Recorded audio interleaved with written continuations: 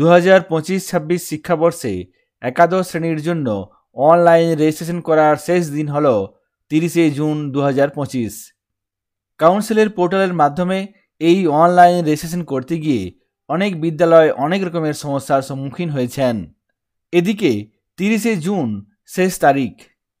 কাউন্সিলের পোর্টালের সঙ্গে সঙ্গে বাংলার শিক্ষা পোর্টালের মাধ্যমেও আমাদের কাজ করতে হচ্ছে এবং রেজিস্ট্রেশনের কাজ করতে হচ্ছে।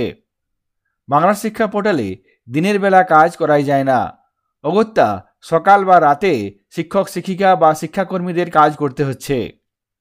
কাউন্সিলের পোর্টালও 2-1 দিন মাঝে বন্ধ ছিল, কিন্তু পরের দিকে কাউন্সিলের পোর্টাল ঠিকঠাক চললেও বাংলার শিক্ষা পোর্টালের মাধ্যমে যেহেতু আপডেট করতে হচ্ছে, সেক্ষেত্রে বিদ্যালয়গুলি বিভিন্ন সমস্যার সম্মুখীন হয়েছেন।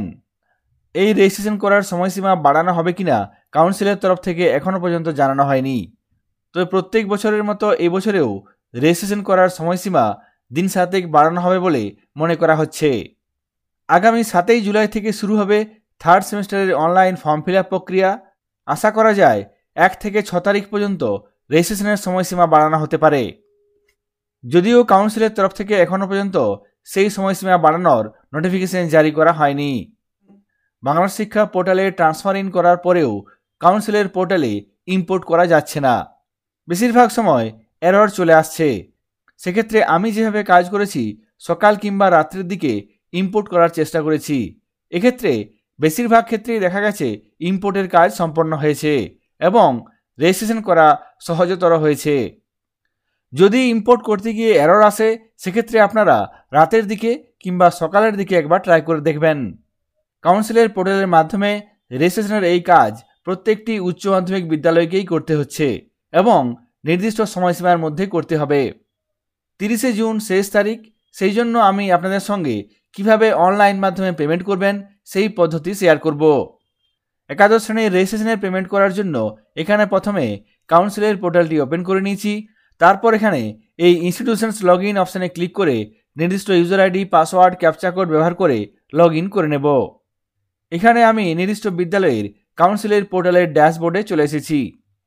এই ভিডিওতে আমি আপনাদের সাথে একটি বাড়তি তথ্য শেয়ার করব, এটি আপনাদের কাজে লাগতেও পারে। এখানে দেখুন বাঁ দিকে ড্যাশবোর্ড আছে, প্রোফাইল ম্যানেজমেন্ট, এখানে ক্লিক করব। তারপর এখানে টিচার এই অপশানটিতে ক্লিক করব। এখানে টিচারদের নাম থাকবে। যদি আপনারা নতুন অ্যাড করতে চান, সেক্ষেত্রে এখানে এই প্লাস অপশানে ক্লিক করে নতুন একটি ফর্ম আসবে, সেই ফর্মটি ফিল আপ করে অ্যাড করতে পারবেন। আবার যেগুলি আপনার এক্সিস্টিং টিচার আছে, সেগুলি যদি ডিলিট করতে চান, সেক্ষেত্রে এখানে দেখুন লাল রঙের একটি অপশান আছে, ডিলিট। এই ডিলিট অপশানে ক্লিক করে আপনারা নির্দিষ্ট টিচারকে ডিলিট করতেও পারবেন। তাছাড়া যদি কোনো শিক্ষক শিক্ষিকার তথ্য আপনারা আপডেট করতে চান, এডিট করতে চান, সেক্ষেত্রে বাঁ দিকে এখানে দেখুন একটি অপশান আছে এডিট। এই অপশানে ক্লিক করে নির্দিষ্ট ফর্মটি আসবে, এই ফর্মের তথ্য আপনারা চাইলে এডিট করতেও পারবেন। এরপর রেজিস্ট্রেশন ফর্মের পেমেন্ট করার জন্য বাঁ দিকে যে অপশানসগুলি আছে তার মধ্যে থেকে ফর্মস অপশানে ক্লিক করব। তারপর এখান থেকে স্কুল অ্যাপ্লিকেশন এবং নিচের দিকে চলে আসবো এইচএস রেজিস্ট্রেশন পেমেন্ট। এখানে দেখুন এইচএস রেজিস্ট্রেশন পেমেন্ট, এই অপশানটাতে ক্লিক করব। সঙ্গে সঙ্গে এখানে রেজিস্ট্রেশন পেমেন্ট করার জন্য এই পেজটি চলে আসবে।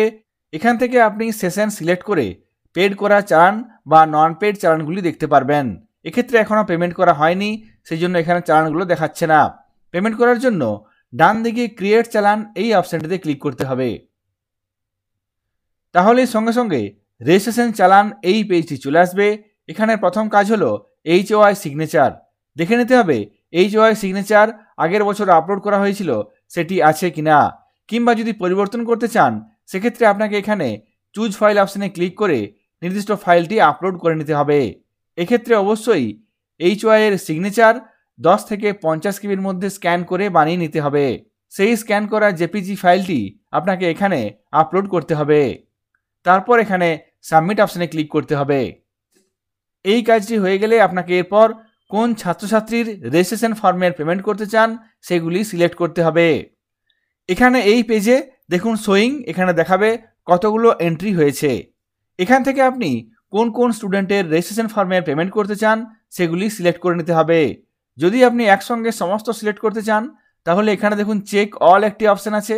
এই চেক অল এই বক্সটিতে ক্লিক করতে হবে। সঙ্গে সঙ্গে দেখুন এখানে সমস্ত স্টুডেন্ট সিলেক্ট হয়ে গেছে। যদি আপনি মনে করছেন যে 5টি বা 10টি স্টুডেন্টের রেজিস্ট্রেশন ফর্মে পেমেন্ট করবেন, সেক্ষেত্রে নির্দিষ্ট 5টি বা 10টি স্টুডেন্ট আপনাকে সিলেক্ট করতে হবে। তাহলে এখানে ক্রিয়েট চালান একটি অপশন চলে আসবে। এখানে আমি এই মুহূর্তে সব পেমেন্টগুলি করব না, সেই জন্য এখানে এটি ডিসেবল করে দেব। এরপর এখান থেকে আমি নির্দিষ্ট কয়েকটি স্টুডেন্ট সিলেক্ট করে নেব।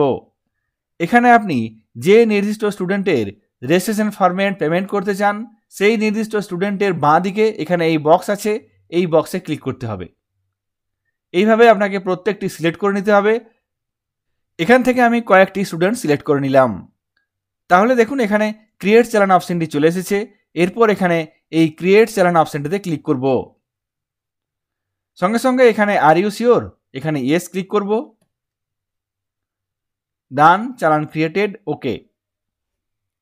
এখানে চালান ক্রিয়েট হয়ে গেছে। এখানে প্রত্যেকটি স্টুডেন্টের রেজিস্ট্রেশন ফিজ লাগবে কত? 75 টাকা। সেই সঙ্গে লাগবে 45 টাকা processing fee, result processing fee 40 টাকা, কনভেনিয়েন্স ফি 30 টাকা, মোট 190 টাকা লাগবে। এখানে আমি টোটাল 10 জন স্টুডেন্ট সিলেক্ট করেছি এবং সেই জন্য এখানে আমাকে 1900 টাকা কাউন্সিলের পোর্টালের মাধ্যমে পেমেন্ট করতে হবে। এরপর এই পেজের নিচের দিকে চলে আসব। পেমেন্ট করার জন্য এখানে পে আইসিআইসিআই, পে এসবিআই, এখান থেকে আমি পে এসবিআই এই অপশানটি ক্লিক করব। সঙ্গে সঙ্গে এখানে পেমেন্ট করার জন্য এই পেজটি চলে আসবে। এক্ষেত্রে আপনারা সহজেই ইউপিআই এর মাধ্যমে পেমেন্ট করতে পারবেন। ইউপিআই এর মাধ্যমে পেমেন্ট করার জন্য এখানে এই অপশানটিতে ক্লিক করতে হবে। তাহলে এখানে চলে আসবে ইউপিআই পেমেন্ট অপশান। এখান থেকে আমি কিউআর কোডের মাধ্যমে পেমেন্ট করব। সেই জন্য এখানে ইউপিআই কিউআর এই অপশানটি ক্লিক করব। তারপর নিচে পে নাও অপশানে ক্লিক করব। পেমেন্ট করার জন্য নির্দিষ্ট কিউআর কোডটি চলে আসবে। এই কিউআর কোড মোবাইলের মাধ্যমে নির্দিষ্ট ইউপিআই অ্যাপের মাধ্যমে আপনারা পেমেন্ট করতে পারবেন। পেমেন্ট করে দিলাম। সঙ্গে সঙ্গে দেখুন পেমেন্ট স্ট্যাটাস এখানে সাকসেস। এইভাবে আপনারা কাউন্সিলের পোর্টালের মাধ্যমে রেজিস্ট্রেশন ফর্মের জন্য পেমেন্টের কাজ করতে পারবেন।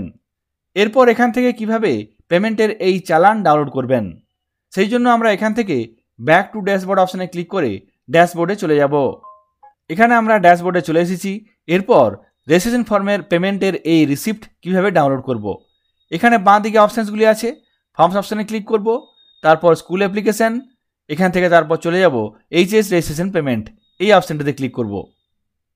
তারপর এখানে দেখুন রেজিস্ট্রেশন চালান লিস্ট, এখানে সেশন সিলেক্ট করে নেব 2025-26। তাহলেই এখানে দেখুন পেড চালান, এখানে মানি রিসিপ্ট একটি চালান এখানে দেখতে পাচ্ছেন। সেই মানি রিসিপ্ট এখান থেকে ডাউনলোড করতে পারবেন এবং ডান দিকে এখানে শো লিস্ট অপশানে ক্লিক করে কোন কোন স্টুডেন্টের পেমেন্ট করা হয়েছে সেই তথ্য পেয়ে যাবেন। মানি রিসিপ্ট ডাউনলোড করার জন্য এখানে এই মানি রিসিপ্ট অপশানে ক্লিক করতে হবে। তাহলে এখান থেকে আপনারা মানি রিসিপ্ট পেয়ে যাবেন এবং চাইলে এটা পিডিএফ আকারে সেভ করে রাখতে পারবেন কিংবা প্রিন্টারের মাধ্যমে প্রিন্ট করতে পারবেন। কাউন্সিলের পোর্টালের মাধ্যমে এইচএস রেজিস্ট্রেশনের অনলাইন পেমেন্ট পদ্ধতি আপনাদের সঙ্গে শেয়ার করলাম। সকলে ভালো থাকবেন, সুস্থ থাকবেন। ধন্যবাদ।